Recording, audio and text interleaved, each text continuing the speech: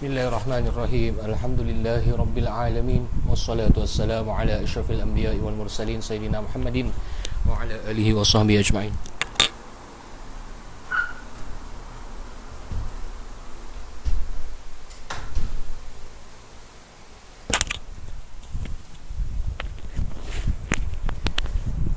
Bismillahirrahmanirrahim. Alhamdulillahi rabbil alamin.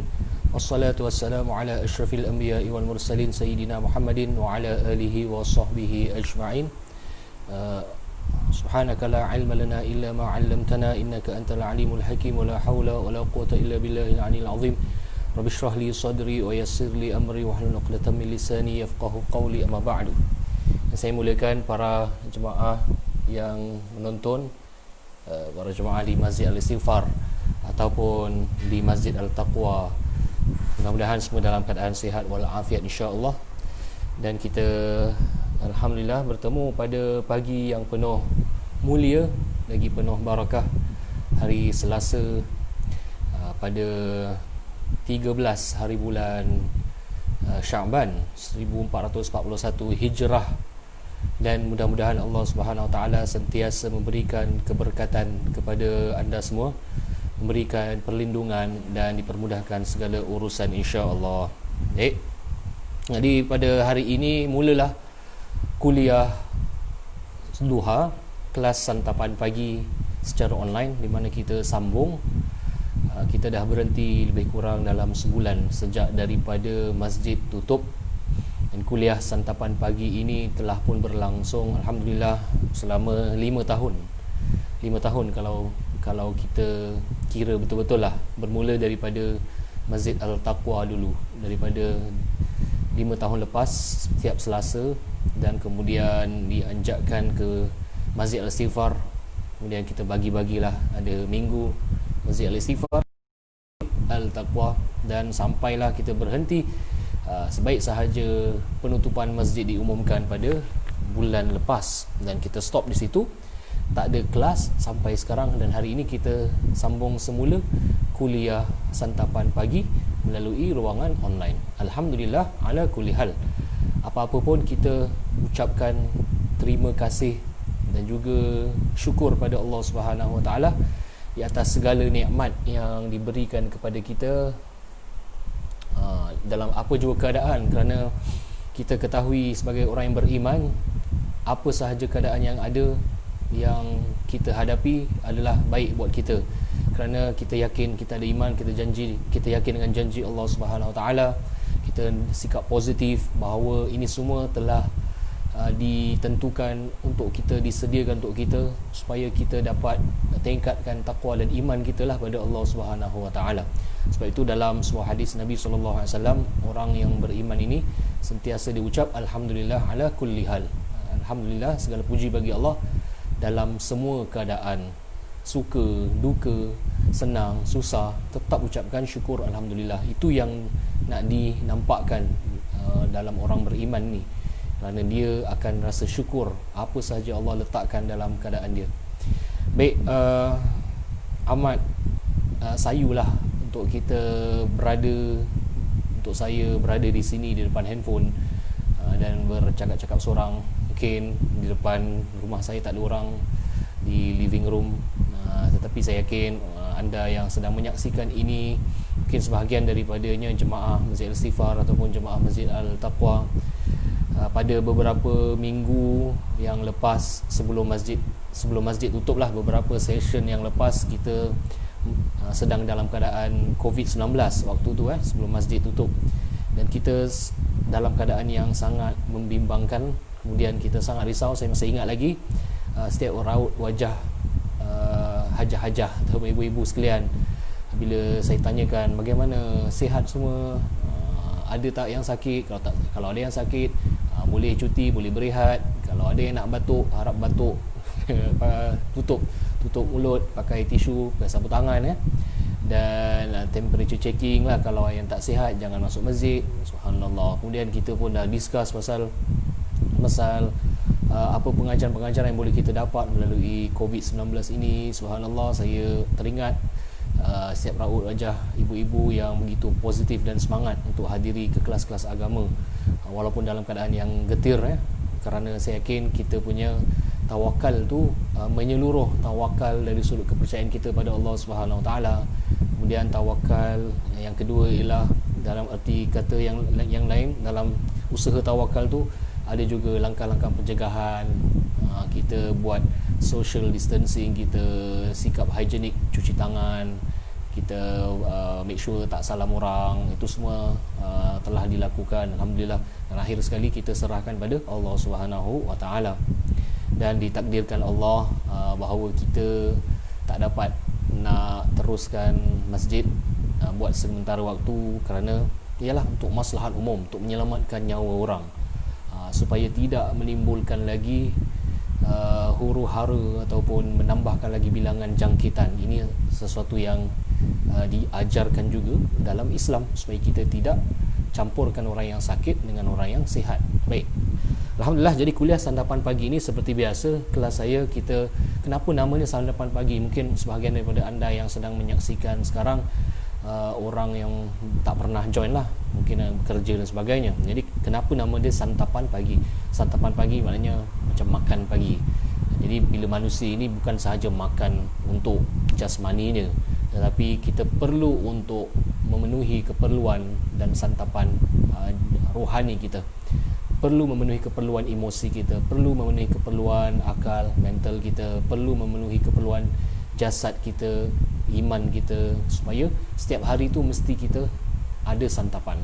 Jadi mula dengan pagi kuliah duha, kita namakan santapan pagi, santapan rohani. Kita mulakan dengan solat hajat secara berjemaah, dan selepas solat hajat berjemaah, kita santapan rohani juga. Kita akan lakukan zikir, munajat beramai-ramai, kita istighfar, kita minta ampun, kita selawat ke atas Nabi SAW.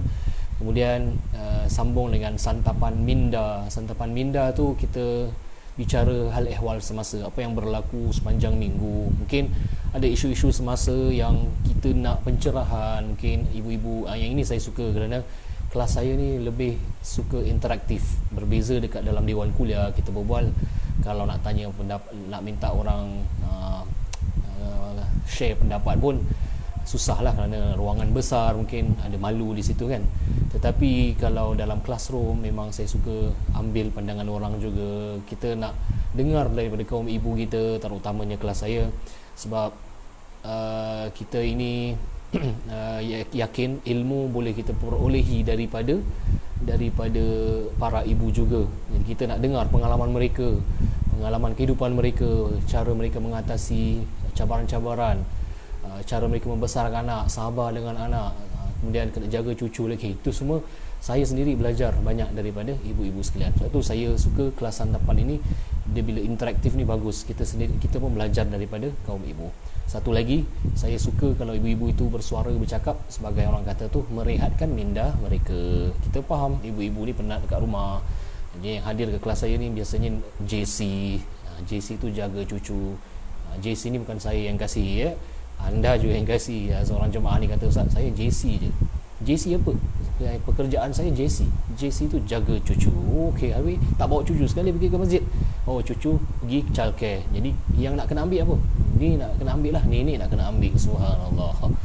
Tu dia cabaran peranan, pengorbanan seorang ibu kepada anaknya, berkhidmat untuk cucunya. Subhanallah. Bukan dia berkhidmat untuk anak je. Anak dah besar panjang, dah kahwin, masih harapkan maknya untuk jaga anaknya. Maka JC lah jaga cucu sepenuh masa. Ada yang part time, ada kontrak dan sebagainya. So, tuan-tuan dan puan yang dikasihi sekalian, kenapa saya suka ibu-ibu ni berbicara? Sebagai merehatkan minda dan hati mereka. Kita manusia biasa. Manusia kadang-kadang tak boleh diam je. Kalau ada masalah, kita perlu luahkan, kita perlu kongsi pandangan. Jadi dalam kelas saya selalu meriah, alhamdulillah. Jadi bila ada kongsikan isu, dia akan kongsikan secara, orang kata tu, ikhlas. Ikhlas. Jadi apa yang dilihat, dan itulah kelas-kelas saya sepanjang 5 tahun ini. Dan selepas santapan minda, santapan ilmu, kita baca kitab. Di Masjid Al-Istighfar minggu 1 dan 2 kita baca kitab daripada tuan guru kita Ustaz Haji Muhadir bin Haji Jul hafizahullah taala, mengenai amalan sedikit pahala berganda. amalan sedikit pahala berganda. Kemudian daripada Masjid Al-Taqwa, minggu ketiga dan 4 kita baca kitab ataupun buku amalan menjamin syurga. Lebih kurang lah tajuknya. Dah lama juga tak pegang buku tu. Jadi amalan menjamin syurga. So baca-baca sikit untuk dapat ilmu. Ataupun kalau munasabahnya ataupun occasionnya dekat dengan bulan puasa ke nisfu Syaban, maka kita ada topik-topik semasa. Dan di samping itu juga saya banyak mainkan video YouTube supaya sama-sama kita tengok movie juga. Ni rehat kami dah ibu-ibu ni bila dia tengok video pun suka juga. Jadi saya tutup lampu, kita tengok sekejap je lah, 5 minit 10 minit punya movie, it's a daily movie. Dan lepas tu kita bincang apa yang boleh kita dapat pelajari daripada tele movie tersebut. Dan akhir sekali ialah santapan jasmani. Maknanya ada makan untuk kesihatan, keperluan jasmani kita, yang di mana kita selalu bawa potluck dari hati. Kita nak juga para jemaah bawa makanan untuk sama-sama menjamu selera, untuk mereka pun dapat pahala memberi makan. Jadi inilah konsep santapan pagi. Daripada jam 10.30 sampai jam 12 dapatlah santapan rohani, sembahyang berjemaah hajat, dapat zikir munajat, dapat santapan minda, kita bincang hal ehwal semasa, dapat santapan ilmu, kita baca kitab, baca buku, dapat santapan jasmani, supaya bila jemaah semua balik beredar semua kenyang. Macam tu, alhamdulillah. Cuma sekarang kita sedang diuji untuk tidak bersama secara fizikal, tapi kita yakin rohani kita ada. Dan saya boleh bayangkan di hadapan saya wajah-wajah para ibu yang sentiasa memeriahkan dan menceriakan suasana dalam bilik darjah. Baik, alhamdulillah. Jadi kita mulakan dengan Al-Fatihah. Semoga Allah Subhanahu Wa Taala permudahkan segala urusan kita dunia dan akhirat, dan semoga Allah Subhanahu Wa Taala memberikan perlindungan kepada diri kita, ahli keluarga kita dan kepada semua para jemaah di Masjid Al-Taqwa, di Masjid Al-Istighfar, dan seluruh masyarakat Islam kita di Singapura, keluarga kita dan seluruh rakyat Singapura, rakyat dunia. Mudah-mudahan mereka mendapat keamanan dan diberi perlindungan oleh Allah Subhanahu Wa Taala, dan diberikan kesembuhan sekiranya mereka terkena penyakit-penyakit yang juga khususnya penyakit COVID-19. Dan semoga Allah tambahkan darjat orang-orang yang bersabar. Mudah-mudahan akan kita laluinya secara bersama, insya-Allah. Allah akan tingkatkan darjat kita dan tambahkan iman kita. Mudah-mudahan dengan Al-Fatihah kita niatkan supaya menjadi syifa kepada semua yang tengah sakit. Dan Al-Fatihah kita juga mudah-mudahan Allah buka hati kita untuk menerima ilmu dan nurnya, walaupun kita berada di online. Sesuai dengan kekata Al-Fatihah pembukaan, Allah buka pintu hati kita dan Allah buka pintu-pintu kebaikan kita buat kita.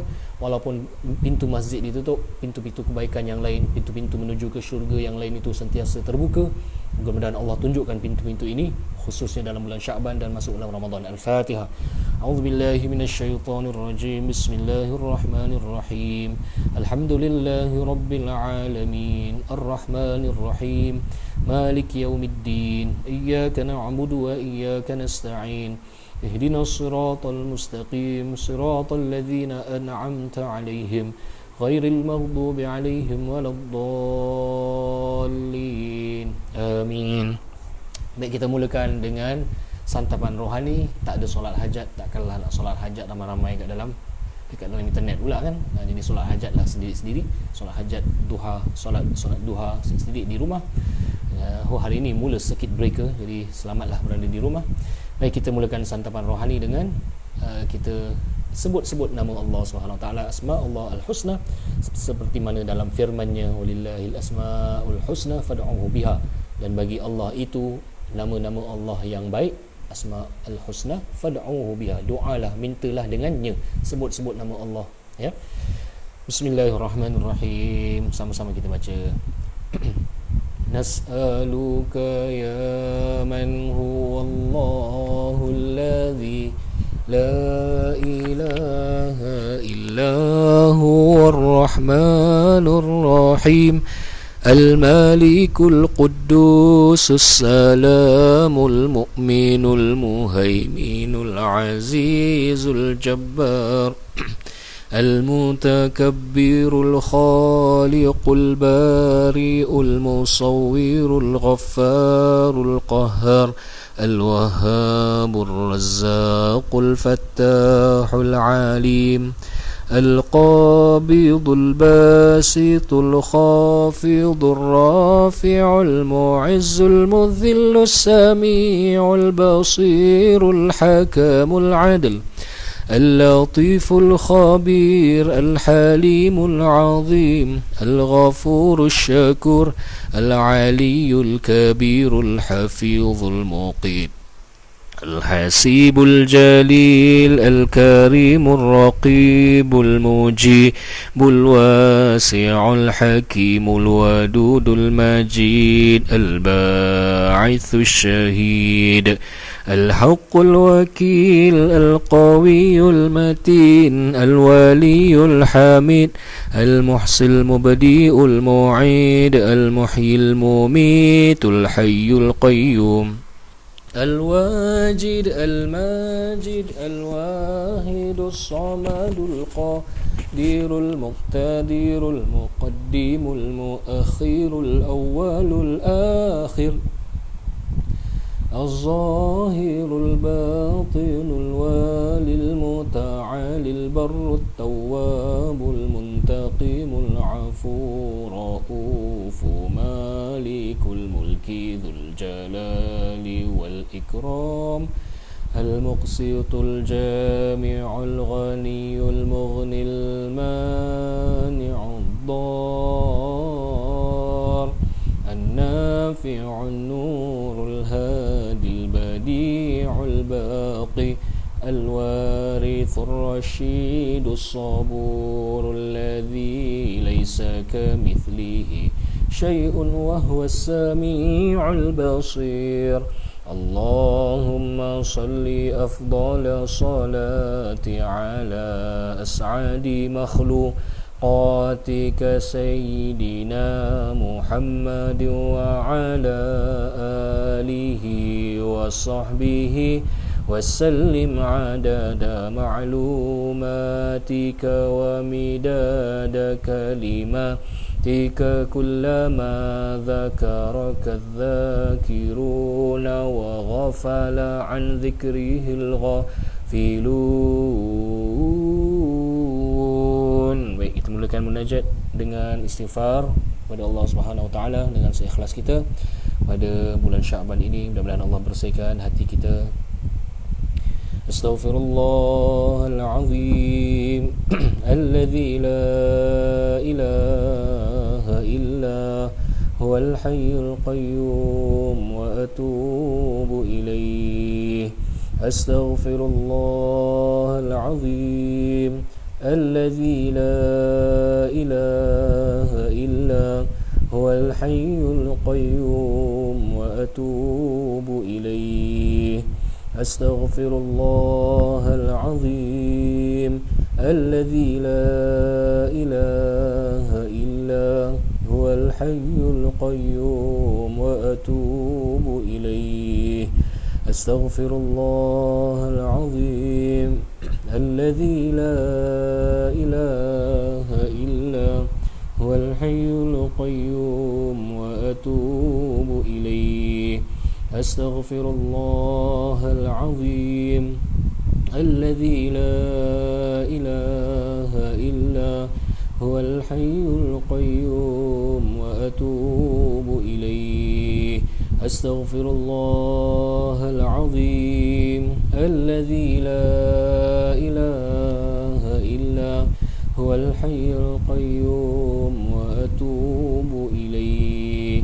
أستغفر الله العظيم الذي لا إله إلا هو الحي القيوم وأتوب إليه. أستغفر الله العظيم الذي لا إله إلا هو الحي القيوم وأتوب إليه.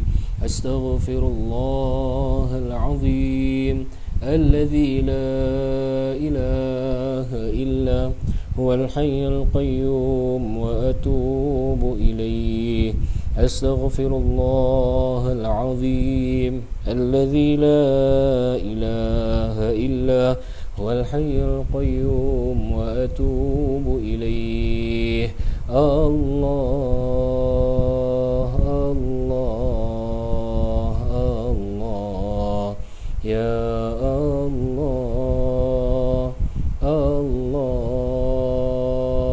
الله الله يا الله الله الله الله يا الله الله الله الله يا الله الله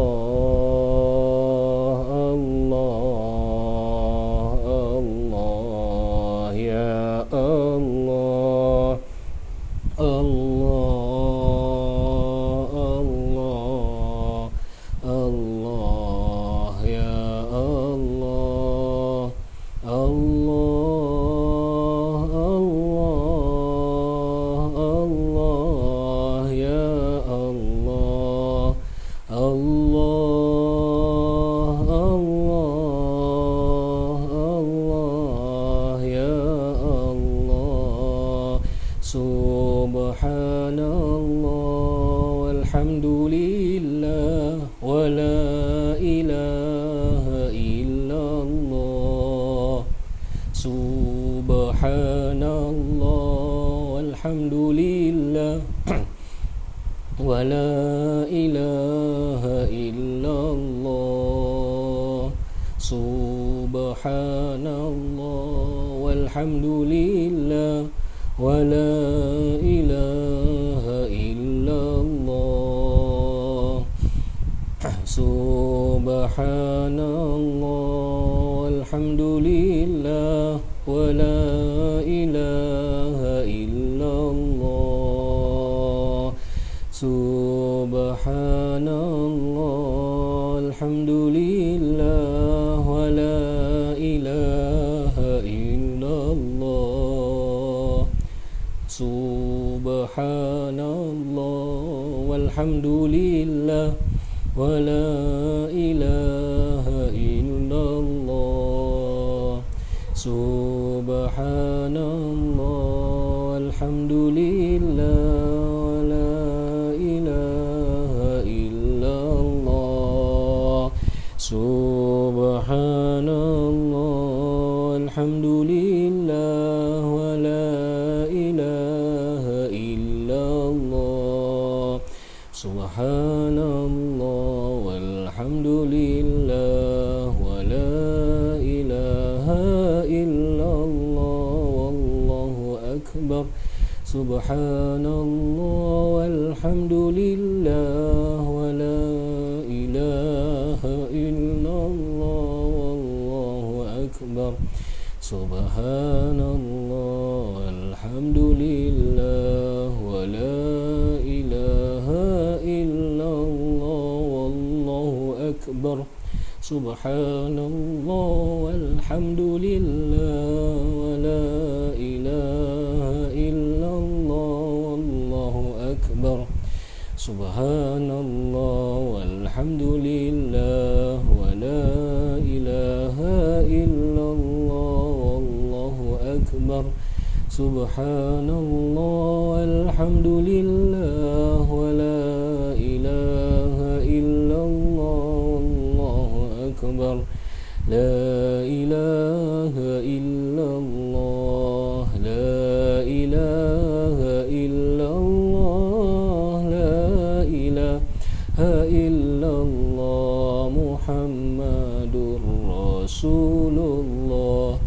لا إله إلا الله لا إله إلا الله لا إله إلا الله محمد Rasulullah ya dzal jalali wal ikram يا ذا الجلال والإكرام يا ذا الجلال والإكرام أمتنا على دين الإسلام يا ذا الجلال والإكرام يا ذا الجلال والإكرام يا ذا الجلال والإكرام أمتنا على دين الإسلام يا ذا الجلال والإكرام يا ذا الجلال والإكرام يا ذا الجلال والإكرام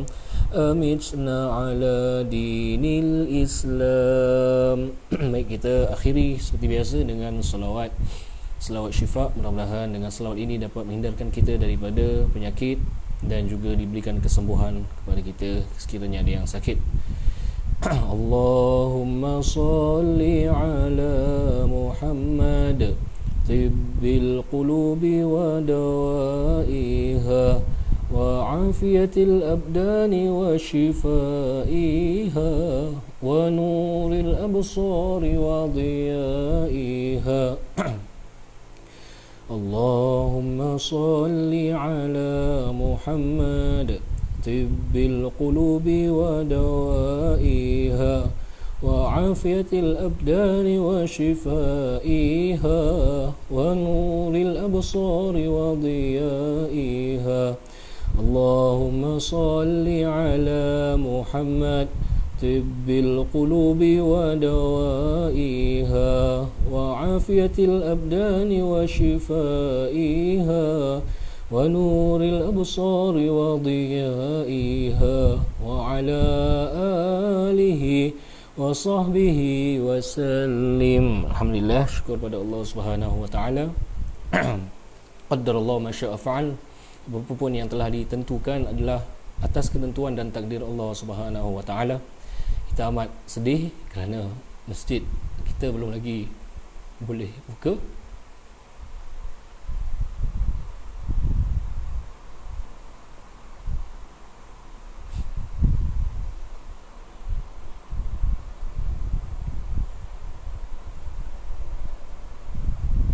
Apa buat?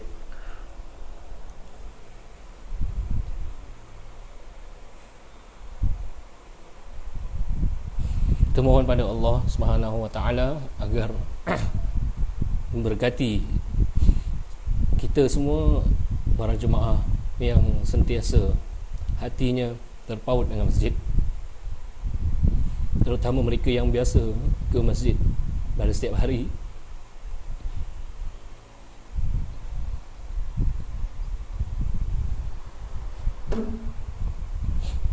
Saya terbayang wajah-wajah ibu-ibu, ayah-ayah, para jemaah yang sentiasa memenuhi ruang masjid Al-Istighfar dan juga Masjid Al-Taqwa daripada subuh lagi, dan kita doalah yang terbaik, kerana bila diberikan pengumuman tutup masjid sampai semua aktiviti dan juga circuit breaker ni lah sampai 4 hari bulan Mei, bermaksud kebanyakan bulan Ramadan kita akan berada di rumah dan kita tidak boleh lakukan solat tarawih seperti biasa di masjid-masjid seperti sedia kala. Tetapi alhamdulillah, ala kulli hal, di atas segala ketentuan Allah ini, sebagai orang beriman, kita redha, kita sabar dan kita ucapkan alhamdulillah, syukur pada Allah, segala puji hanya bagi Allah di atas setiap keadaan, kerana Dia Maha mengetahui. Saya teringat sabda Nabi SAW, sab'atun yadhilluhumullah fi dhillihi yawma la dhilla illa dhilluh. 7 golongan yang Allah Subhanahu wa taala akan janjikan perlindungan khusus kepada hamba-hamba Allahnya yang beriman. Di antaranya ialah warajulun qalbuhu mu'allaqun bil masajid, dan pemuda-pemuda ataupun golongan umat Nabi ni yang hatinya terpaut dengan masjid. Hatinya terpaut dengan masjid. Saya yakin orang yang setiap jemaah yang melihat, yang sedang menonton saya, dan kebanyakan daripada kita telah pun terpaut hati mereka dengan masjid,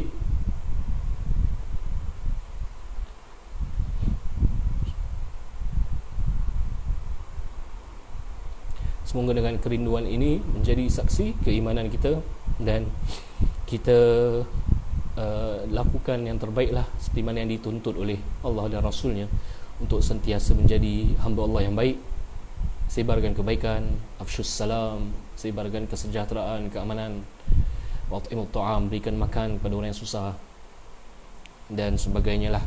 Mudah-mudahan Ramadan kita kali ini, walaupun masjid tidak dibuka, tetapi iman kita tetap dicernakan oleh Allah Subhanahu Wa Taala. Iman kita sentiasa kukuh dan ditambah insya-Allah dari masa ke semasa melalui rumah kita sendiri dah, melalui amalan kita di rumah. Kita memberikan layanan yang terbaik untuk ahli keluarga kita, untuk kita bersama Allah Subhanahu Wa Taala pada pagi dan sampailah pada malam hari, semuanya 24/7 di rumah. Kalau keluar rumah tu biar yang perlu sahaja, beli makanan ataupun perlu buat kerja yang khusus. Kalau tak perlu jangan keluar rumah, kerana ini untuk kemaslahatan bersama. Kalau kita sayangkan masjid, kalau kita nak masjid kita buka cepat-cepat, maka ni kena kerjasama daripada semua. Kita ibda' binafsi, mulakan dengan diri kita lah. Kita amalkan social distancing. Apa tu social distancing, Mak Haji? Ibu-ibu, social distancing daripada dulu kita dah cakap, iaitu untuk tidak dekat antara satu sama yang lain, tidak ada dalam perkumpulan yang besar, gathering. Dan sekarang ini, dulu 250, sekarang 10 orang, dan sekarang kalau boleh seminimal mungkin tak, kita jangan bercampur dengan kawan-kawan kita yang lain. Duduk dekat rumah between family members, dan keep safe distancing, jarak 1 meter, sekurang-kurangnya 1 tangan ini panjang. Semua ni selangkah-langkah yang diberikan nasihat oleh Kementerian Kesihatan, bukan sahaja MOH tapi WHO, World Health Organization, maknanya organisasi kesihatan sedunia, berdasarkan kajian-kajian mereka bahawa penyakit itu dia akan minimalkan jangkitan daripada manusia ke manusia yang lain kalau jarak kita lebih daripada 1 meter, ataupun jangan sampai 1 meter, jangan sampai kurang daripada 1 meter. Dan saya nak kongsikan sikit sekarang santapan minda dan juga santapan ilmu lah. Kita tak baca buku saya lupa nak ambil ke office, tapi tak apa, nanti bila saya pergi ke office ambil sekejap buku, kita next week boleh sambung. Jadi hari ini hanya muhasabah saja, lepaskan kerinduan saya dengan jemaah-jemaah dan juga penonton-penonton yang mungkin berada di rumah, bil manfaat ya. Social distancing, safe distancing ini satu pendekatan yang telah diambil oleh sahabat kita, sahabat agung kita, sahabat Nabi SAW bernama Sayyidina Amr bin Al-As radhiyallahu anhu. Dulu waktu ada wabak di Syam, nama dia wabak Amwas ataupun Ta'un Amwas, berlaku pada zaman Khalifah Umar Al-Khattab radhiyallahu anhu. Jadi khalifah sedang berada di Madinah, iaitu pusat kerajaan. Dan waktu itu Sayyidina Umar Al-Khattab dia nak keluar. Jadi kita dah kongsikan hadis, dah pernah kongsikan cerita ni, kita ulang kaji lagi. Dia nak keluar pergi ke kota Syam. Dalam perjalanan ke kota Syam, diberitahu dan disampaikan kepada rombongan Khalifah Umar bahawa sedang merebak ta'un di kawasan Syam. Penyakit berjangkitlah di Syam. Yang ketika itu di Syam gubernurnya adalah seorang sahabat Nabi yang agung juga, Sayyidina Abu Ubaidah Al-Jarrah. Jadi Abu Ubaidah Al-Jarrah antarkan berutusan, cakap dalam kota tu tengah merebak penyakit berjangkit nama dia ta'un Amwas. Maka Khalifah Umar dia belum ambil keputusan dulu untuk sama ada lanjutkan pergi ataupun tidak. Dia duduk dulu dan dia bermusyawarah. Maknanya dia consult dengan sahabat-sahabat yang lain. Jadi dia tanya kepada sahabat-sahabat yang agung dari kalangan Muhajirin dan juga Ansar, macam mana kita nak proceed tidak pergi ke kota Syam ni, sedangkan dalam kota Syam tu tengah ada ta'un. Maka akhir sekali Sayyidina Umar Al-Khattab radhiyallahu anhu membuat keputusan tak jadi pergi, dia nak balik. Telah sampai khabar ini kepada Abu Ubaidah Al-Jarrah. Abu Ubaidah cakap, "Wahai Khalifah Umar, apakah kamu nak lari daripada takdir Tuhan? Kenapa tak pergi terus ke Syam?" Maka jawab Khalifah Umar, "Nafirru min qadarillah ila qadarillah." Kita bukan takut apa, tetapi kita lari daripada takdir Allah kepada takdir Allah yang lain. Kemudian seorang sahabat Nabi kebetulan, Sayyidina Abdul Rahman bin Auf, seorang sahabat yang agung juga di semua sahabat-sahabat senior. Abdul Rahman bin Auf radhiyallahu anhu mengatakan, aku pernah dengar ucapan Nabi sallallahu alaihi wasallam yang bermaksudlah saya riwayatkan hadis ni secara makna, kalau kamu mendengar ada satu-satu kawasan itu terkena wabak, penyakit yang berjangkit, siapa yang ada kat dalam jangan keluar, dan siapa yang ada kat luar jangan masuk. Maka Khalifah Umar Al-Khattab pun ucapkan alhamdulillah. Dan selepas Umar Al-Khattab dan rombongannya kembali ke Madinah, Ta'un Amwas tu berjalan lama juga, sampailah dalam kepimpinan Sayyidina Amr bin Al-As radhiyallahu anhu. Jadi di Syam tu dipimpin oleh Amr bin Al-As radhiyallahu anhu, kerana dua pemimpin sebelumnya, dua gubernur sebelumnya, iaitu Sayyidina Muaz bin Jabal dan Sayyidina Abu Ubaidah Al-Jarrah wafat, terkena penyakit ta'un dan wafat, meninggal dunia. Jadi diambil alih oleh kepimpinan Sayyidina Amr bin Al-As radhiyallahu anhu. Sayyidina Amr bin Al-As radhiyallahu anhu berikan ucapan, dia berkhutbah kepada rakyat lah, pada masyarakat. Jadi kata, wahai manusia, sesungguhnya penyakit ini, ta'un ini, dia ibarat api. Semakin kamu dekat, dia boleh merebak kepada tempat-tempat yang lain. Kalau kamu dekat antara satu sama lain, dia mampu merebak. Dia ibarat api, kan? Api kalau kita bakar kertas, kalau kita dekatkan dengan sesuatu yang boleh terbakar, dia akan cepat merebak. Macam mancis, letak mancis sebelah mancis, dia akan merebak. So dia ibarat api, kata Ibnu Al-As. Dia apa Sayyidina Amr bin Al-As lakukan? Dia nasihatkan supaya sahabat semua lari kat gunung, sembunyi, berpecahlah kalian.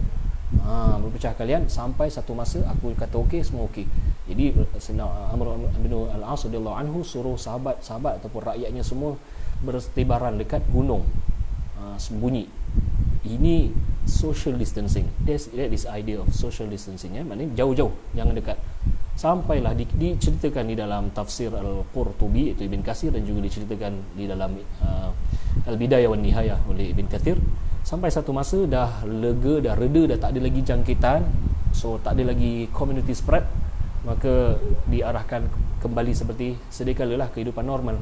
Perkara ini sampai ke pengetahuan di pusat kerajaan, iaitu di Madinah, sampai ke pengetahuan Sayyidina Umar Al-Khattab radhiyallahu anhu. Maka Sayyidina Umar Al-Khattab tak ada pun dia tak setuju ke apalah, dia mengakui itu adalah ijtihad sahabatnya. Maka dia tidak membangkang keputusan ataupun pendekatan social distancing tadi. Jadi kita lihat social distancing ini sesuatu yang pernah diamalkan oleh sahabat agung kita, Sayyidina Amr ibnu Al-As radhiyallahu anhu. Dia sebagai seorang Islam, tak payah nak tahu cerita ni pun, kita diberi tahu oleh para pakar dan ahli ilmu, itulah Islam. Selagi mana ilmu itu memang melalui kajian-kajian saintifik dan sebagainya, kan, memang terbukti, maka kita dengarlah cakap. Tak payah nak tunggu cerita-cerita gini baru kita dengar cakap.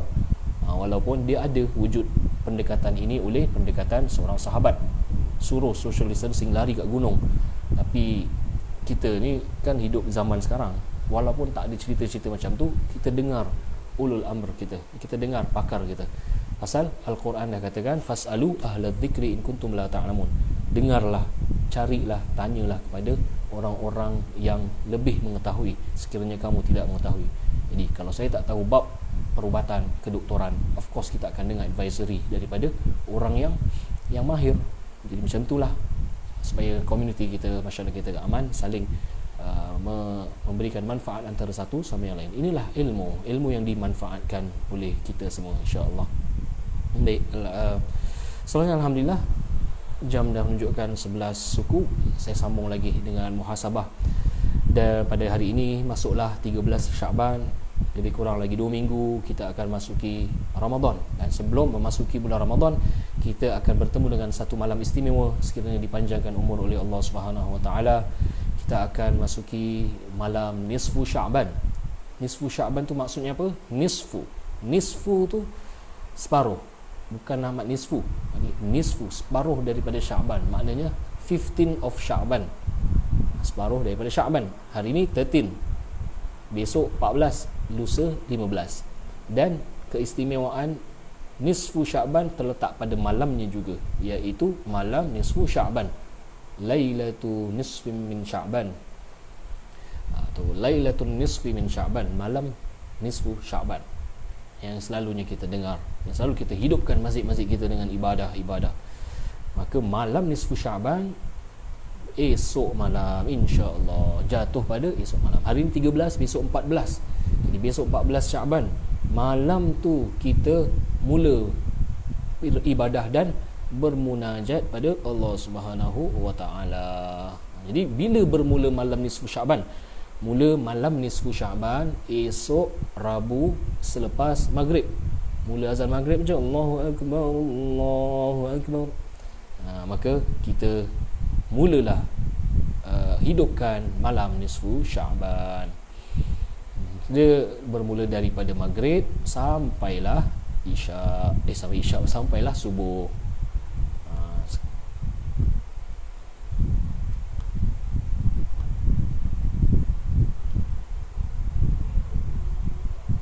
Baik, kelebihan malam nisfu Sya'ban ada di dalam sunnah Nabi SAW. Jadi saya bacakan hadis ni daripada Aisyah Ummul Mukminin radhiyallahu taala anha, ibunda kita Sayyidatina Aisyah pernah meriwayatkan, aku pernah dapati satu malam tu Nabi dah hilang daripada tempat tidur. Hari tu, malam tu giliran Sayyidatina Aisyah. Bila dia terbangun terjaga malam, dia dapati Rasulullah tak ada. Bila dia dapati Rasulullah tak ada, dia pun keluar rumah, dia cari sampai dia nampak Rasulullah sallallahu alaihi wasallam dekat mana tuan-tuan? Dekat mana ibu-ibu? Dekat perkuburan Baqi'. Jadi ketika itu Rasulullah sallallahu alaihi wasallam tengah dekat perkuburan Baqi', rafi'a ra'sahu ila sama'. Jadi dia tengah mendongakkan wajahnya ke langit, berdoa pada Allah Subhanahu wa taala. Dia tengah doa dekat perkuburan Baqi'.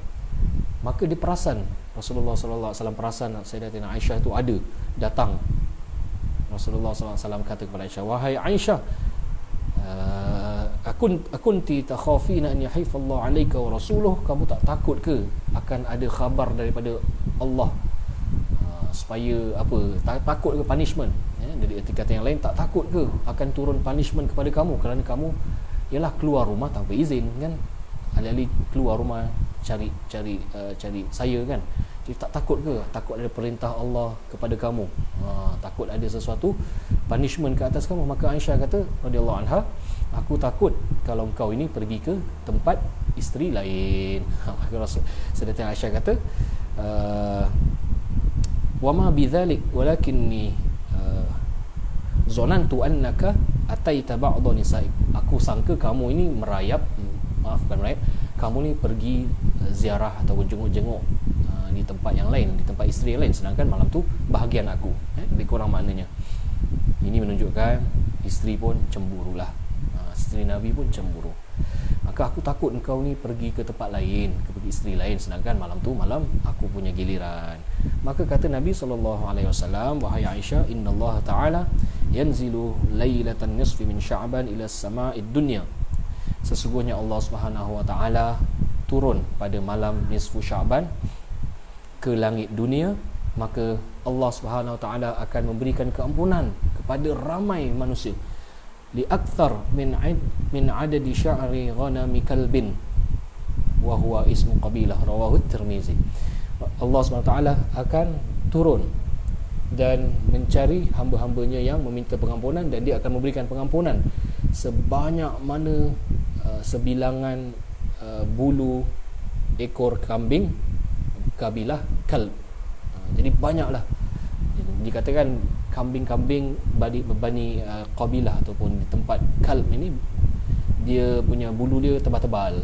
Jadi Rasulullah memberikan satu perumpamaan dan analogi yang sesuai lah pada zaman mereka itu, untuk berfikir semua orang tahu, oh ini kalau kambing ataupun biri-biri daripada certain kabilah Kalb ini, ya kambing yang bagus, bulu-bulu dia sehat, banyak, tebal. Jadi Rasulullah berikan perumpamaan tu, Allah akan berikan pengampunan kepada hamba-hambanya sebanyak bulu kambing Kalb tadi. Subhanallah. Itulah hadis yang pertama diriwayatkan oleh At-Tirmizi daripada Aisyah radhiyallahu anha. Dan ada juga di dalam riwayat-riwayat yang lain, walaupun status hadis-hadis ini dhaif, tetapi telah dikuatkan antara satu sama yang lain, seperti mana diriwayatkan oleh Sayyidina Muaz bin Jabal radhiyallahu anhu.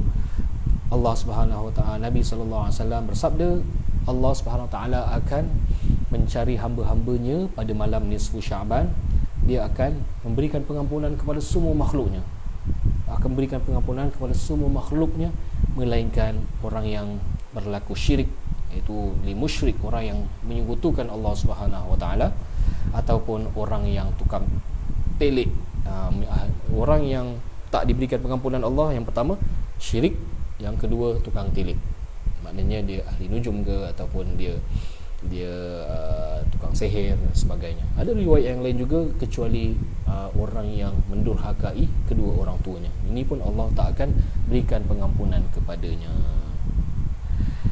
Baik, begitu juga di dalam hadis yang lain diriwayatkan oleh Ibn Majah, apabila datang malam nisfu Syaban, faqumu lailaha, maka hidupkan malamnya, wasumu naharaha, puasalah pada siangnya.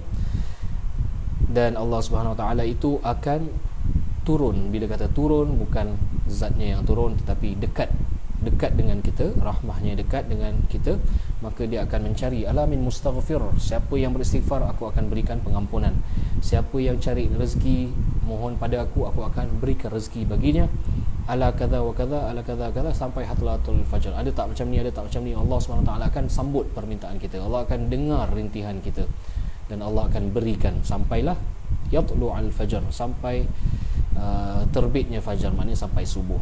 Jadi malam nisfu Syaban ni panjang, yang dinamakan malam tu panjang. Jadi macam malam Lailatul Qadar pun panjang, daripada maghrib sampai subuh, panjang tu tuan-tuan. Kalau kita kat rumah lagi rasa lama, lagi banyak chance untuk nak beribadah. So kita kena pandai schedule atau pecahkan kepada 4 bahagian, atau kepada 5 bahagian, atau kepada 3 bahagian. Bahagian pertama ibadah dari sudut, dari konteks kita layan suami, layan isteri, layan cucu, layan anak, itu semua ibadah kan, kerana mereka itu tanggungjawab kita. Jadi itu semua ibadah. Jadi maybe the first third pada malam, daripada maghrib sampai pukul 10 letaklah, kita fokuskan diri kita kepada ahli keluarga. Bagi mereka yang masih lagi ada ahli keluarga tu, wajib layan mereka, kasih mereka happy, ketawa, gurau-gurau. Itu semua ibadah. Bukan maghrib malam nisfu Syaban mari kita baca Quran ramai, itu je tak. Ibadah luas, kita layan, kita berikan mereka happiness, kesejahteraan.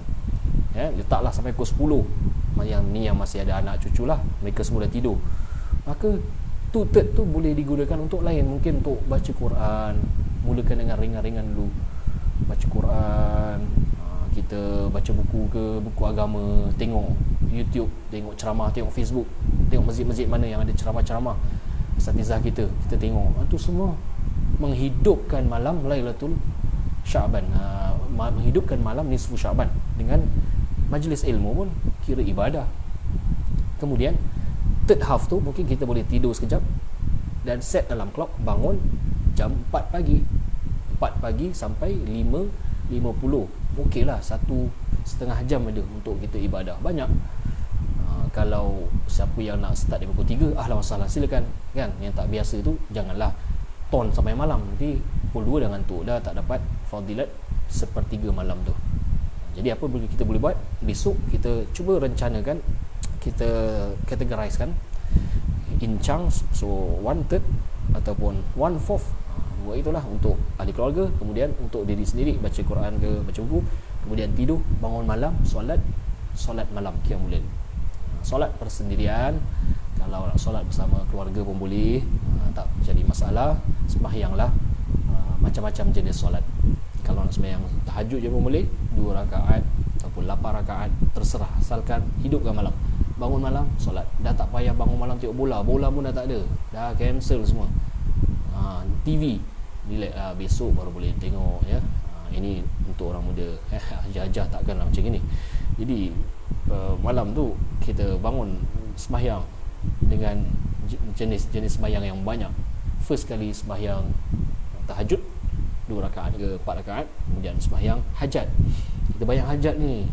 Pasal yelah hati tak tenteram, kita nak minta pada Tuhan. Ramadan kali ni lain macam lah Tuhan, mengadu pada Tuhan malam-malam esok.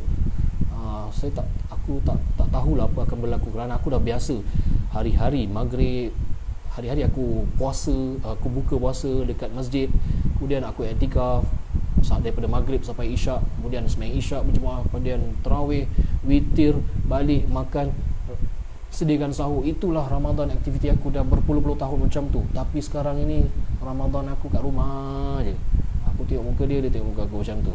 Jadi mintalah pada Allah supaya kasih idea ke, kasih kekuatan, kasih ketenangan. Ya Allah, apa aku nak masak ni ya Allah, buatlah menu 30 hari. Dalam kelas santapan saya ni, ibu-ibu ni hebat-hebat. Biasanya mereka, sebahagian dari mereka ada menu 30 hari. Mungkin boleh share, komen kat sini apa menu anda. Mungkin kongsikan day 1, day 2, day 3, sahur dengan buka. Boleh kita tengok sekali kan. Tengoklah YouTube masak-masak ke. Itu semua manfaat ilmu-ilmu dekat dalam internet.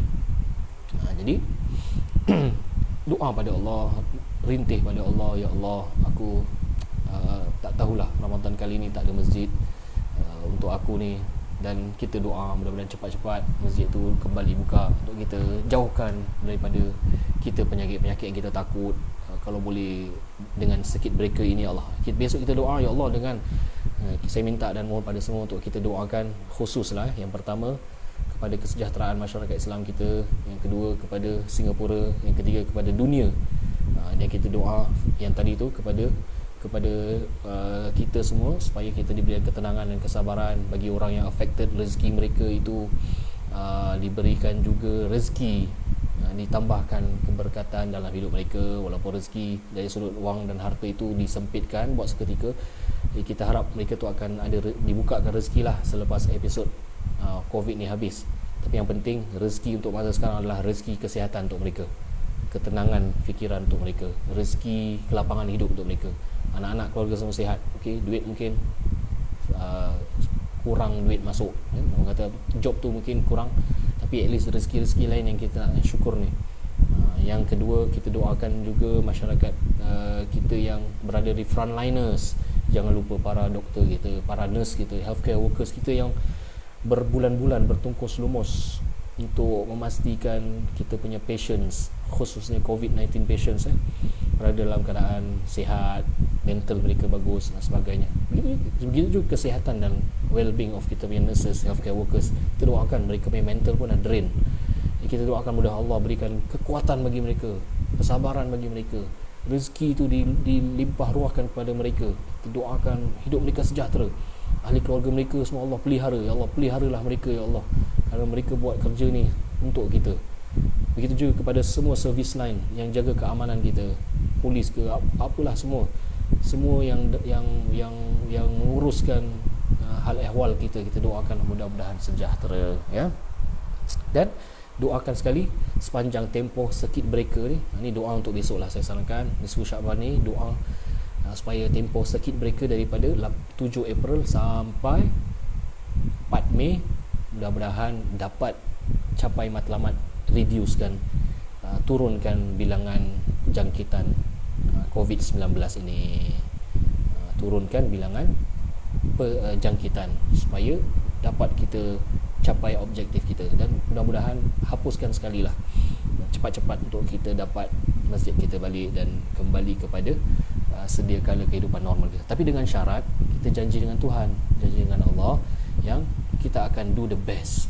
Ini sekarang ini period kita dengan Tuhan, period kita dengan Tuhan. Kita janji ya Allah, kalau Engkau dah berikan kesembuhan dan memberikan perjalanan kehidupan seperti biasa, aku pun janji aku jadi orang yang lebih baik ya Allah. Janji mesti ditepati, janji mesti ditepati. Ini semua daripada Tuhan. Satu lagi muhasabah ya. Kenapa Allah SWT tak payah nak turunkan kepada kita tsunami, gempa bumi, satu dunia sekaligus diberikan pengajaran dengan penyakit yang kecil sahaja, dengan satu jenis virus yang tak nampak. Memang itu kuasa Tuhan dengan mencipta satu makhluk yang begitu halus, kecil, tak boleh nampak, dan dia bahaya, dan dia sampai suspendkan aktiviti dunia. suspendkan aktiviti manusia semua global. Tak payah nak hantar gempa bumi, satu dunia berguncang, tak payah. Allah hantarkan tu je, sikit. Semua aktiviti dunia suspended dan semua sekarang dekat rumah. Kebanyakannya sekarang rugi, bisnes tak jalan, ekonomi collapse, dan jangka masa panjang, mungkin bukan sampai akhir tahun ni, mungkin sampai 2 tahun kalau dunia tak betul-betul jaga, tangani dengan baik. Ini semua amaran dan teguran daripada Allah. Allah hantarkan tu je. Memang benar, dalam Al-Quran pun, dalam surah Al-Baqarah, Allah berfirman, innallaha la yastahi an yadriba mathalan ma ba'udatan fama fawqaha. Sesungguhnya Allah tak malu untuk memberikan perumpamaan, contoh satu seekor nyamuk. Tak payah nak suruh tengok gunung ke matahari, tengok nyamuk je kecil. Ini kecil lagi, ada tanda kekuasaan Allah Subhanahu Wa Taala. Baiklah, saya perlu berhenti sampai sini sekejap kerana jam dah menunjukkan 11.32 pagi. Sebentar nanti anak saya nak balik, saya nak ambil dia dekat bawah blok je, jangan takut, tak pergi mana-mana, tak pergi jauh-jauh. Baik, kita last kali kita doakan mudah-mudahan Allah Subhanahu Wa Taala. Tak ada orang hantar nama, jadi saya tak payah nak sebut nama satu-satu. Saya doakan semua yang tengah view sekarang 42 orang, khususnya supaya diberikan kesejahteraan dunia dan akhirat. Semoga dipelihara Allah Subhanahu Wa Taala, insyaallah. Amin ya rabbal alamin. Al-Fatihah. A'udzubillahi minasyaitonir rajim. Ar-Rahmanir-Rahim. Maliki yaumiddin. Iyyaka na'budu wa iyyaka nasta'in. Ihdinas siratal mustaqim. Shiratal ladzina an'amta 'alaihim ghairil maghdubi 'alaihim. Bismillahirrahmanirrahim. Alhamdulillahirabbil alamin. Hamdan yuwaffi ni'amahu kafi mazidah. Ya rabbana lakal hamdu kama yanbaghi li jalali wajhika wa 'azimi sultanik. Allahumma salli wa sallim wa barik ala sayyidina Muhammadin tibbil qulubi wa dawaiha wa 'afiyatil abdani wa shifaiha wa nuril absari wa diyaiha wa ala alihi wa sahbihi wasallim. يا حي يا قيوم برحمتك نستغيث من عذابك أن نستجير أصلح لنا شؤوننا كلها ولا تكلنا إلى أنفسنا طرفة عين وحسبنا الله ونعم الوكيل نعم المولى ونعم النصير ولا حول ولا قوة إلا بالله العلي العظيم تحصنا بذي العزة والجبروت واعتصمنا برب الملكوت وتوكلنا على الحي الذي لا يموت اللهم اصرف عنا هذا الوباء وقنا شر الداء ونجنا من والطاعون والوباء بلطفك يا لطيف يا لطيف يا لطيف إنك على كل شيء قدير اللهم إنا نعوذ بك من البرص والجنون والجذام ومن سيء الأسقام اللهم بارك لنا في أولادنا ولا تضرهم وارزقنا برهم اللهم احفظنا جميعا وأولادنا وأسرتنا وأهلنا وأولادنا ووالدينا جميعا وجميع المسلمين من الفتن ما ظهر منها وما بطن ومن كل سوء من كل الأمراض ومن كل المصائب اللهم لا تدع لنا في مقامنا هذا ذنبا إلا غفرته ولا هما إلا فرجته ولا مريضا إلا شفيته ولا دينا إلا قضيته ولا حاجة من حوائج الدنيا هي لك رضا ولنا فيها صلاة إلا يسرت وفقت برحمتك يا أرحم الراحمين واجعل مجلسنا هذا مجلسا مرحوما وتفرقا من بعده تفرقا معصوما ولا تجعل فينا ولا حولنا شاقين ولا محروما ولا مطرودا اللهم اجعلنا من عبادك الصالحين واجعلنا من عبادك المتوكلين واجعلنا من عبادك القانتين واجعلنا من عبادك الذين يستمعون القول فيتبعون أحسنه ربنا آتنا من لدنك رحمة وهيئ لنا من أمرنا رشدا ربنا آتنا في الدنيا حسنة وفي الآخرة حسنة وقنا عذاب النار وصلى الله على سيدنا محمد وعلى آله وصحبه وسلم الحمدلله رب العالمين تقبل الله منكم. Sekian, insyaAllah kita bertemu pada minggu hadapan, hari Selasa. Seperti biasa, apapun pun nantikan maklumat, mungkin ada perubahan dan sebagainya, nantikan maklumat di Facebook. Salam hormat, salam mufti daripada saya. Wassalamualaikum warahmatullahi wabarakatuh. Stay at home, stay safe.